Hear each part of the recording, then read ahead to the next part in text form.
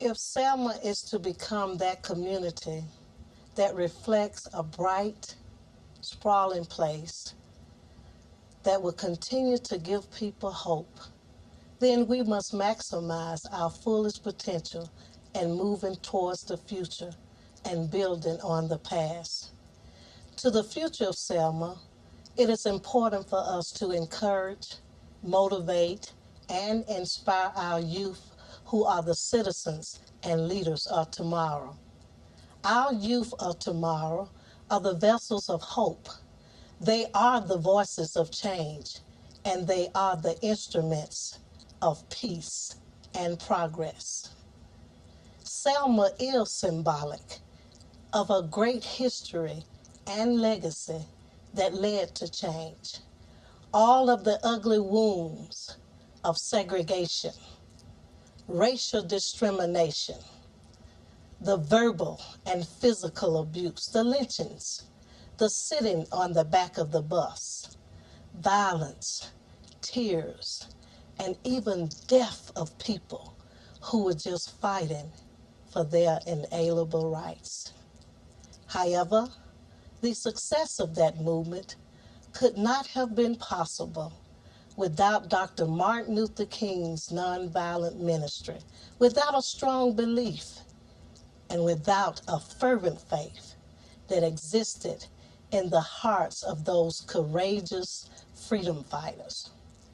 I submit to you today that Selma has progressed socially, politically, and economically. But yet today, we still have a long way to go.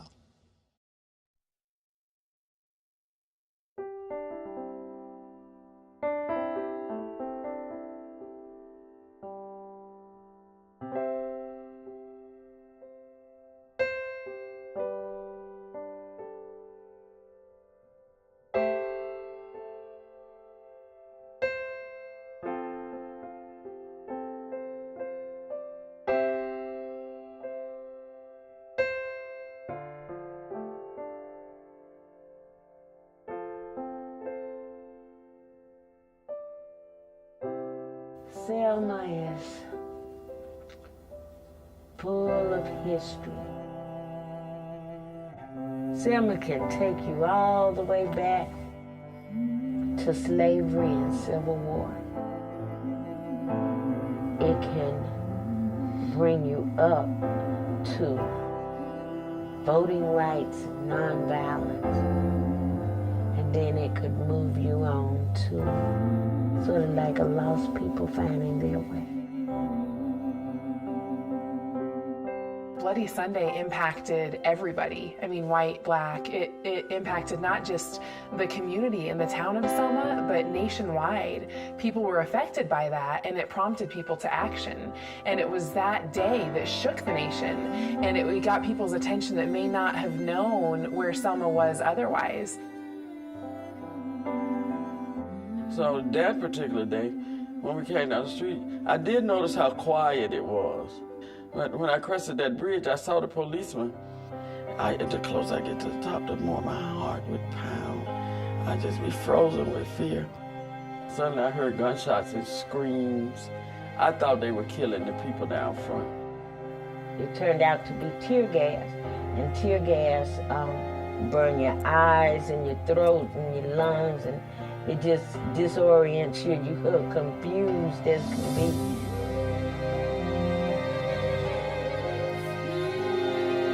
I remember when I was in a crawling position, and I remember when I stood up to run, somebody hit me in my head. I remember running into a cloud of tear gas, and somebody is running into that tear gas, hitting me.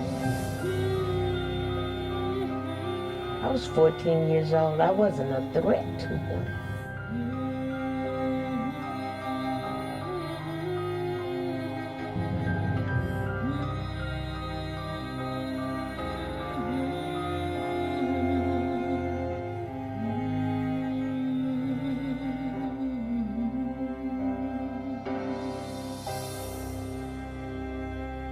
as much of a tragedy as Bloody Sunday was, and as hard as it was, and as hurtful and damaging as it was to people on both sides, it impacted so many people in the community, but it also brought people together.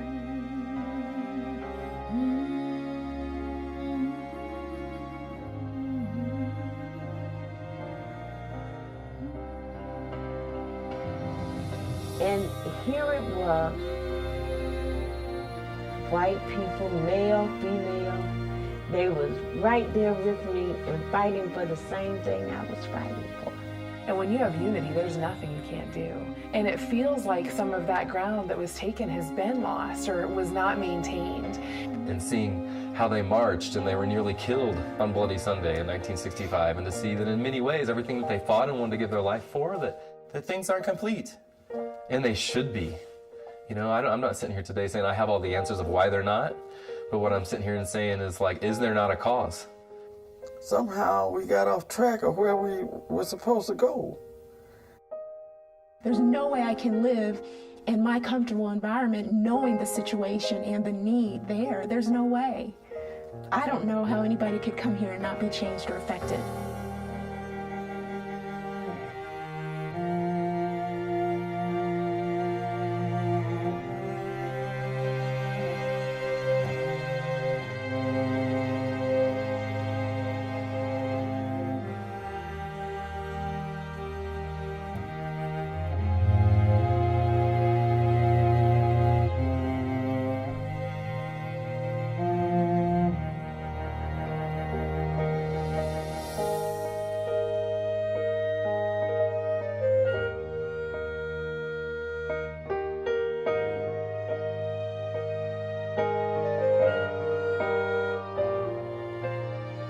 There's an emptiness that you see in people here. There's a hopelessness, and it's palatable. You know, like you see it in people's eyes, you can feel it in the air.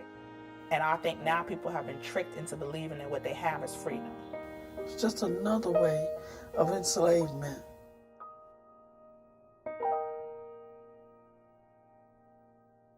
The 60s was a majority of African American people marching for their freedom. And what we need to do now is we need to all come together, and we need to work together for something even greater. Because I can't do without you. You can't do without me. But some people don't know that. And it's going to take an awakening.